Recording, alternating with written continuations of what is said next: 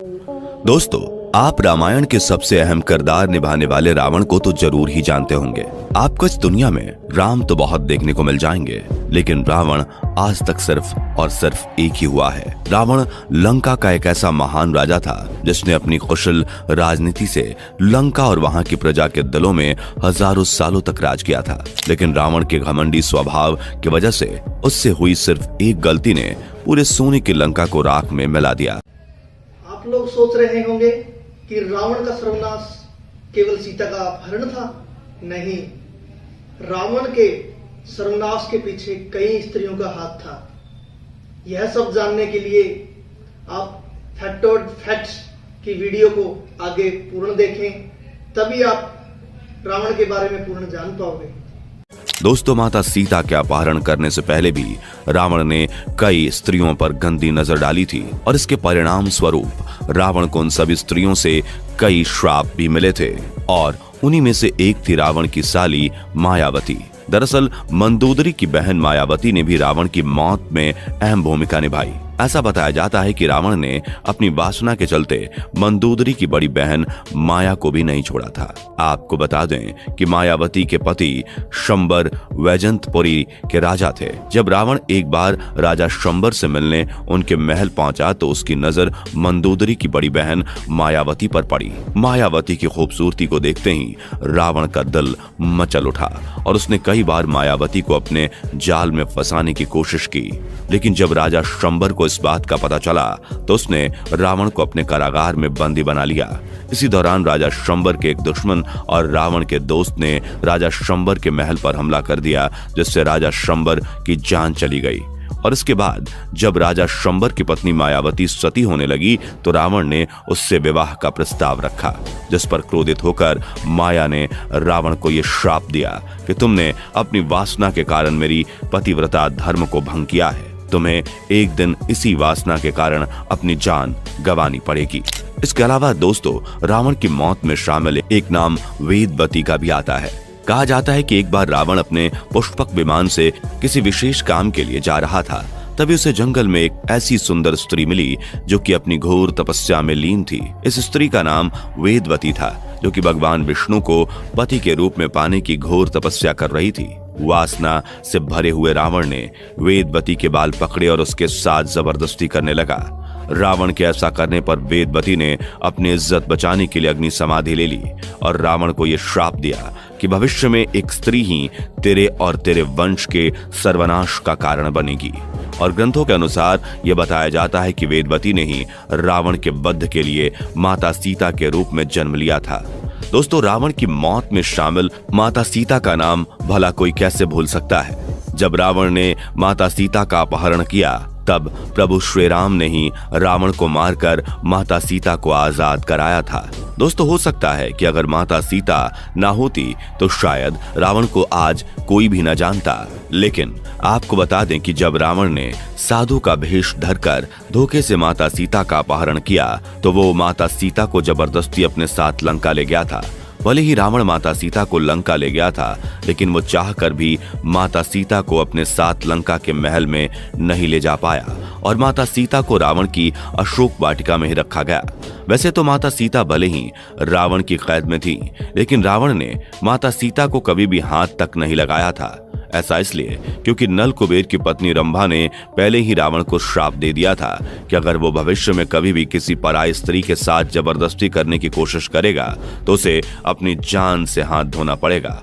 और इसी श्राप के चलते रावण कभी भी माता सीता को छू तक नहीं पाया था। दोस्तों, रामायण में इस बात का जिक्र मिलता है कि रावण ने एक बार माता सीता को विवाह का प्रस्ताव देते हुए प्रभु श्री राम को त्यागने को कहा था, जिस पर माता सीता ने रावण को मुंहतोड़ जवाब देते हुए कहा कि राम और सीता कभी अलग नहीं हो सकते। इसके अलावा कहा तो यहाँ तक जाता है कि रावण का घमंड ही उसकी मौत का सबसे बड़ा कारण बना।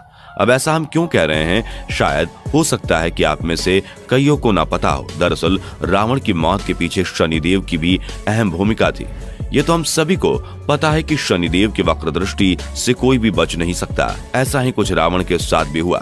अगर आपने कभी भी रामायण देखी होगी तो हो सकता है कि आपने गौर किया हो कि रावण के सिंहासन और उसके पैरों के नीचे हमेशा एक काले रंग का आदमी लेटा रहता है। यह शख्स कोई और नहीं बल्कि शनिदेव भगवान होते हैं। लेकिन इसके पीछे एक कहानी है। पौराणिक कथाओं के अनुसार ऐसा बताया गया है कि रावण बहुत ही बड़ा ज्योतिषी और विद्वान था, और जब उसके बेटे मेघनाद का जन्म होने वाला था तो उसने मेघनाद को शक्तिशाली और अमर बनाने के लिए सभी ग्रहों को एक शुभ स्थिति में रहने के लिए आज्ञा दी थी। लेकिन शनिदेव ने रावण की ये बात मानने से इनकार कर दिया और इसी वजह से मेघनाद अमर नहीं हो पाया। जब शनिदेव ने रावण की बात नहीं मानी तो रावण शनिदेव को बंदी बनाकर लंका ले आया और हमेशा उनका मुंह जमीन की तरफ करके उन्हें अपने पैरों के नीचे रखता रहा। एक बार की बात है, जब नारद मुनि रावण से मिलने लंका गए तो उन्होंने शनिदेव को रावण के पैरों के नीचे पड़ा हुआ देखा। शनिदेव की ऐसी दशा देखकर नारद मुनि ने रावण से यह कहा कि हे रावण, तुम्हारी लंका तो बहुत ही सुंदर है और तुम इतने वीर योद्धा भी हो कि तुमने शनिदेव तक को अपनी लंका में बंदी बना लिया है। कम से कम शनिदेव को ये मौका तो दो कि वो भी मुंह सीधा करके तुम्हारी लंका की सुंदरता और तुम्हारा पराक्रम देखें। जैसे ही रावण ने शनिदेव को ये सब देखने का मौका दिया, शनिदेव की वक्र दृष्टि रावण पर पड़ी और बताते हैं कि शनिदेव की वक्र दृष्टि पड़ने से ही रावण की मौत का सिलसिला शुरू हो गया। इसके अलावा दोस्तों, रावण की मौत के पीछे उसके पिछले जन्म का भी एक ऐसा रहस्य है जिसकी वजह से रावण की मौत सिर्फ और सिर्फ भगवान श्री राम के हाथों ही लिखी थी।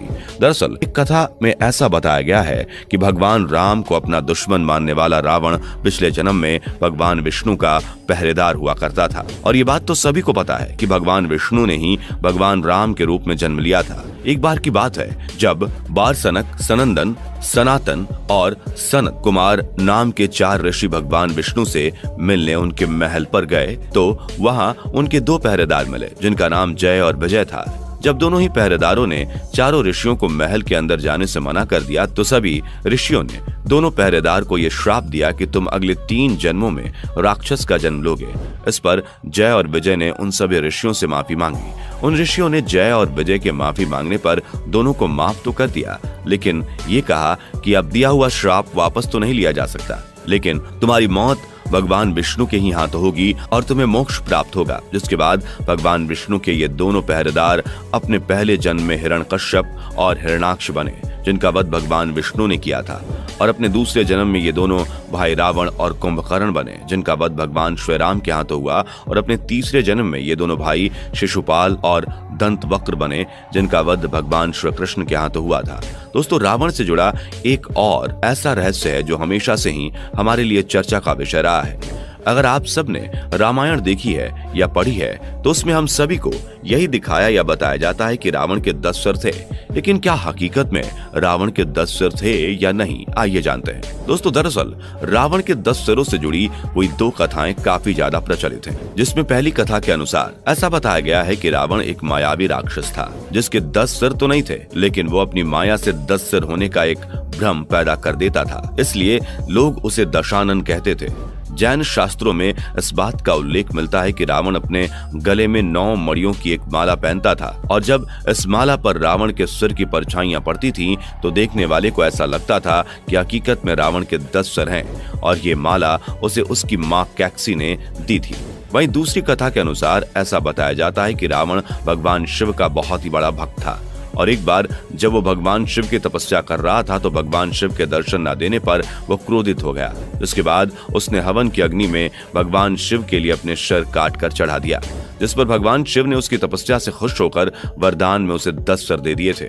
दोस्तों, रावण अपने पूरे जीवन में स्त्री के लालच में रहा और उसका अंत का कारण भी एक स्त्री ही बनी, इसलिए उसने स्त्री के बारे में कई बातें बोली। जैसे उसने कहा था कि किसी भी खूबसूरत स्त्री को देखकर मोहित होना अपने भविष्य के साथ गद्दारी करने के बराबर है। साथ ही उसने कहा कि स्त्रियां लालची होती और उनका यही लालचपन उनको और उनसे जुड़े लोगों को मुसीबत में डाल देता है। रावण ने कहा कि स्त्रियां जल्द ही दूसरे के बहकावे में आ जाती हैं, जिससे उन्हें परेशानी का सामना करना पड़ता है। रावण ने मरते वक्त कहा था कि स्त्रियां किसी भी बात को ज्यादा दिन तक राज नहीं रख पाती, इसलिए अगर किसी महिला को आपकी कोई भी राज की बात पता चल जाए तो वो आपका विनाश कर सकती है। उसने बताया कि स्त्रियों का मन अशांत रहता है, वो किसी भी चीज से संतुष्ट नहीं होती, उनका मन बार बार बदलता रहता है, जिससे उनको समझा पाना बहुत ज्यादा मुश्किल हो जाता है। तो दोस्तों, ये है रावण से जुड़े कुछ अननोन फैक्ट्स। वीडियो को देखने के बाद आपकी राय क्या है नीचे कमेंट करके जरूर बताइए। साथ ही